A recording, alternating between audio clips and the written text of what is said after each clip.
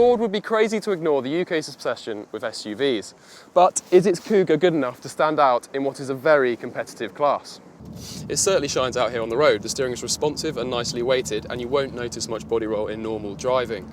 It also soaks up bumps really nicely at high speed, although it does get quite fidgety and harsh around town at slower speeds over large potholes. There are 4 engines on offer and the option of 2 or 4-wheel drive. There are 2 2-litre diesels available, with the stronger being particularly good as it's both smooth and responsive. There's also a turbocharged 1.6-litre petrol that comes in 2 outputs. It's free revving and economical in its entry-level form. The stronger of the 2 is best avoided though, as it's only available with a poor automatic gearbox. There is quite a lot of wind noise on the motorway, but all 4 engines settle down nicely eventually, although the petrols do remain the smoothest.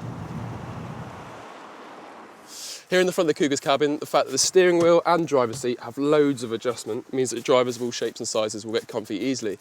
And visibility is good in every direction too, except the rear 3/4.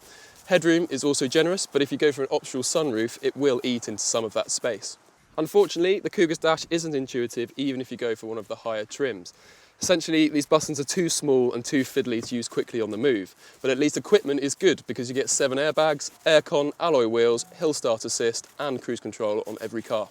In the rear seats, the Kuga's roofline means that headroom remains generous and there's enough leg and shoulder room in here for 2 adults to sit perfectly comfortably on a long journey. Now, an added bonus is that this lever helps you recline the backrests, and that same lever will drop the rear seats in one easy movement, although the floor isn't quite flat. It's a shame the boot isn't bigger though. Although it's a practical square shape, at just over 450 litres, Kuga's luggage space is smaller than that of some of its key rivals.